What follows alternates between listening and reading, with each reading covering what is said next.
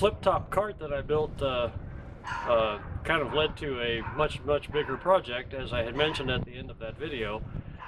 And so here we are, the 2017 shop tour. I just spent 5 days. I started that cart on Saturday, finished it on Sunday, and then I spent the rest of Sunday, Monday, Tuesday, and Wednesday revamping the shop, and it's finally all done. Well, okay, it's finally back to usable. It's not all done, but it's in progress to far along enough. I thought I'd give you guys a quick tour. So, come on. So as I mentioned before, the flip top was because I wanted to move the chop box, the miter saw. And it was over farther down the wall, and the lumber rack that we had at the time was kind of crowding the space in front of it. It just collected a lot of crap underneath of it and stuff, so I wanted to get it down here where it'd be more usable. So that was the whole reason for the flip top counter, is that I had to get the sanders off of this counter. And I'm going to show you around the whole shop, but really for me to sit here and move the tripod around and do all the editing it's going to take to have me walking in and out of the video, I'm like, you know what, I'm just going to hold the camera and walk you around the shop, okay? So bear with me. I'm going to turn it back on from this position so you're seeing what I'm seeing right now, except I'm going to move the tripod, and we'll go from there, okay? Here we go. Alright, so now you're looking at things from my perspective, where I was just talking to you from, and you can see the bandsaw and the table saw have moved a little bit. Well, the bandsaw a little bit, the table saw a lot. But let's start over here. Okay, there's the chop box that I wanted to move. It used to be way down there.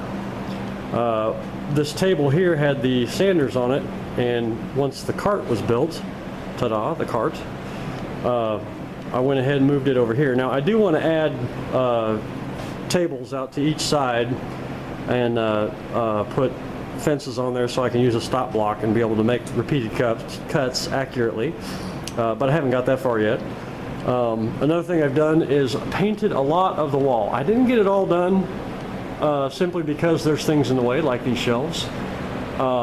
Been using the wood stove, and that's really hot right back there, so that didn't get painted, although it would have dried really fast. But that gives you an idea what the whole shop used to look like, the patchwork of colors of different concrete blocks, and the white definitely makes a big difference. So yeah. So anyway, the drill press got pushed back to the wall. It used to sit out to the front of this bench here. The back of the drill press was at the front of the bench, so it stuck way out here. That got shoved back, and the materials will clear it, so no big deal there. Of course, the sander cart can be rolled around, and if it's in the way, I can move it. This thing's already proving to be a big asset. I love it. The drum sander, now this is a homemade drum sander my dad built some time ago. It was clear across the room over there between the doors where you see that white table. We moved it over here, so it has its own dedicated dust collection port. So that is a big thing too. Now I can just run, don't have to unplug the table saw and plug it into this. We can just have it on its own. Dad does a lot of segmented work, and so he's sanding rings all the time and getting them nice and flat, so he produces a lot of dust with this thing. So that's nice. Anyway, of course, there's the wood stove. I didn't move it. It's in a concrete, or in a brick enclosure. I really didn't feel like moving that. Then I built this lumber rack. It goes all the way to the ceiling.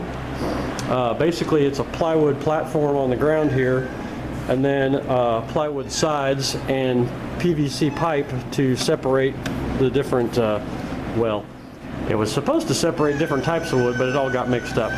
And this is my very loud shop cat today. Wow, she's just screaming. Anyway, her food bowl's up here. It's got food in it, and she still thinks it's not enough.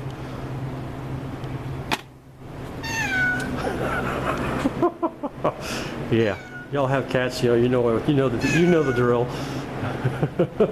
Okay, so this I didn't do anything with. This is kind of the catch-all shelves that has Dad's fishing stuff, and it has paint, and it has assorted nails and stuff. There's an automotive section. I don't know what I'm going to do there. Maybe pull everything off one day and paint it all and then just stick stuff back up there. I don't know. I wanted to put the lumber rack there, but that didn't happen. That was a little more work than I cared to take on. So this is a miter saw, or sliding miter saw that's going to be on a bench that goes on the end of this cart. And then this is going to be my blade sharpening station. So I've got my circular saw blade sharpener, and then this is my chainsaw slash bandsaw sharpener. It converts this little block that's on it now is for the bandsaw blades, and then I can put this back on it to do the chainsaw blades. So it works fine. And then this is Dad's section, which we also did not get to. This is his lathe, and then the conglomerate of I don't know what you call it, mess, tools, stuff. It's not very organized, and we're going to be doing that hopefully in the near future, before the summer's out anyway. I will eventually get above the doors here painted and down between them. That's actually fairly accessible, and I'll probably get that done hopefully before the end of the weekend. But this is what I really love. This whole section right here in the middle. It opened up everything. So let me get back where you can actually see what's going on here. So the table saw now has an outfeed table, which it did not have before. That was kind of a workbench in here, and it usually just had a bunch of clutter on it. So to keep clutter off of it, I put a big sign on it that says, "Keep outfeed table clear." Because Dad and I are both bad about leaving stuff on tables. Any flat surface is subject, you know. I'm also making some push sticks for the joiner and for the table saw, new ones. Then the planer feeds onto the same outfeed table as the table saw. So if I'm planing stuff, that catches it, and I don't have to worry about running around the planer. Also, before it was hard to get around either side of the planer, and now it's like open totally on one side, and the other side, well, I don't need in there other than to get to the dust port, which I can reach easily enough. So no big deal there. Then I got the joiner set up here, and it's of course feeding that way away from the planer. Do not like the stand that it's on, and that is a future project. I will probably do some video footage of building that, just because it's going to be a fun project. I want to build it out of white oak or maple or something, kind of like I did that cart, except even beefier. So we'll see. And then of course here's my bandsaw that I got about a year ago now. Actually, yeah, it has been about a year I got it.